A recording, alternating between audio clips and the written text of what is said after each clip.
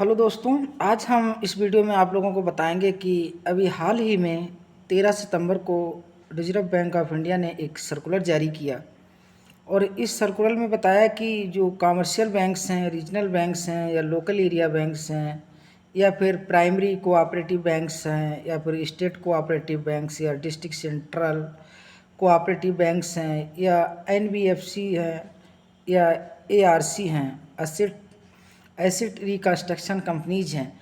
तो इन कंपनियों के लिए सभी के लिए एक रिजर्व बैंक ने जो सर्कुलर ये जारी किया 13 सितंबर का, इसमें इन्होंने कहा है कि ये जो भी लैंड करती हैं, जो लोगों को, जो बारोवर को लोन देती हैं, अगर बारोवर पूरी तरह से लोन को जमा करा देता है तो उसके लिए जो भी उसकी सिक्योरिटी बैंक के पास में एज ए सिक्योरिटी, चाहे वो रजिस्टर्ड मॉर्टगेज, चाहे इक्विटेबल मॉर्टगेज, यानी किसी भी टाइप की जो भी सिक्योरिटी उसने बैंक के पास में बंधक रखी होती है, तो लोन जमा करने के बाद में वो कितने दिनों के अंदर बैंक के पास, यानी हम कह सकते हैं कि बैंकों के पास में कितने समय का टाइम होता है कि जब कोई बारोवर या गारंटर खाते को, लोन खाते को बंद करवा देता है, उसका जो भी आउटस्टैंडिंग होता है फाइनल अमाउंट से बंद करवा देता है।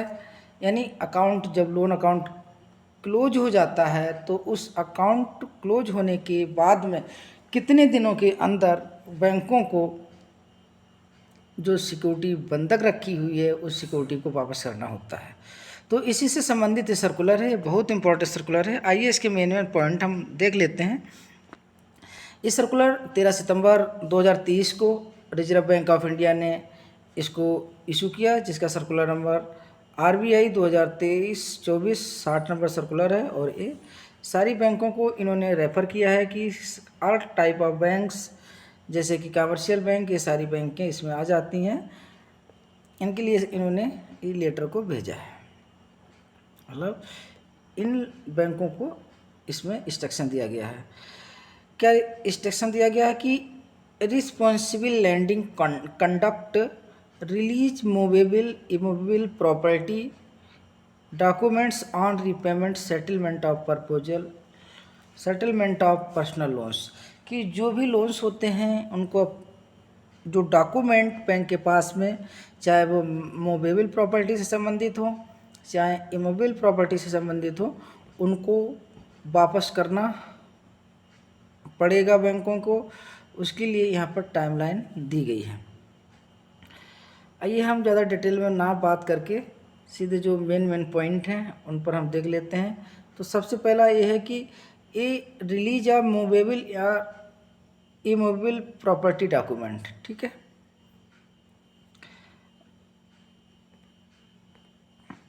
The RE shall release all the original movable immobile property document and the remove charge registered with any registry within a period of 30 days after the full repayment oblique settlement of the loan account। कहने का मतलब है कि अगर किसी भी बारोवर ने बैंकों के पास में कोई भी मूवेबल या इमूवेबल प्रॉपर्टी रखी हुई है और उसका सरसाई रजिस्ट्रेशन कर रखा है, सरसाई पे चढ़ा रखा है, तो उसको 30 दिन के अंदर सरसाई पोर्टल से आपको रिमूव करना होगा।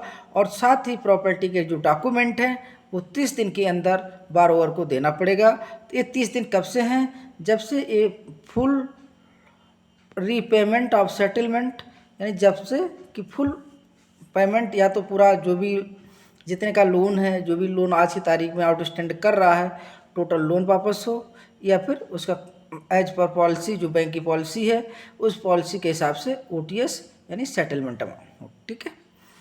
पहली चीज़ हमने इसमें देख ली। पहली चीज़ हमने इसमें इस वीडियो में देखा कि 30 दिन के अंदर हमको ये वापस करने पड़ेंगे डॉक्यूमेंट। अब सवाल ये उठता है कि 30 दिन में अगर नहीं करते हैं तो क्या होगा।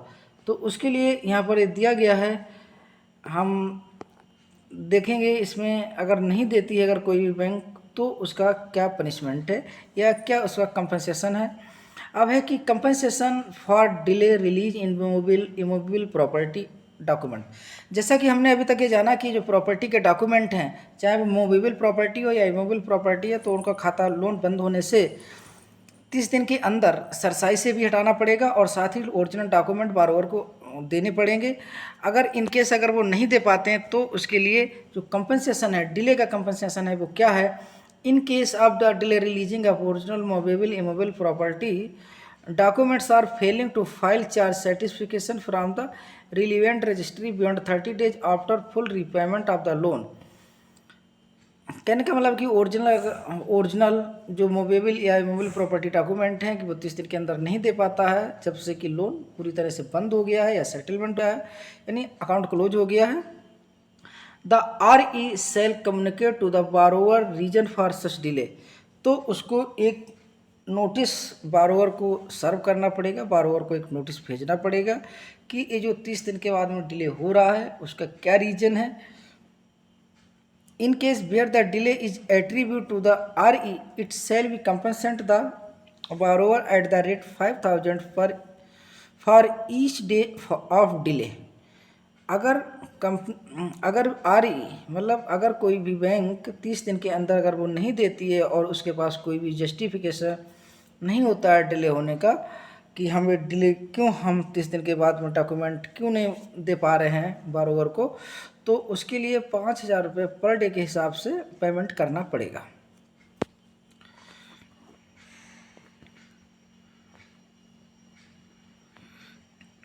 ठीक है, बाकी इस सर्कुलर को हम अपने डिस्क्रिप्शन बॉक्स में दे देंगे, वहाँ से आप PDF फाइल को डाउनलोड कर सकते हैं। थैंक यू दोस्तों, अगर वीडियो अच्छा लगा तो लाइक कमेंट शेयर अवश्य करें।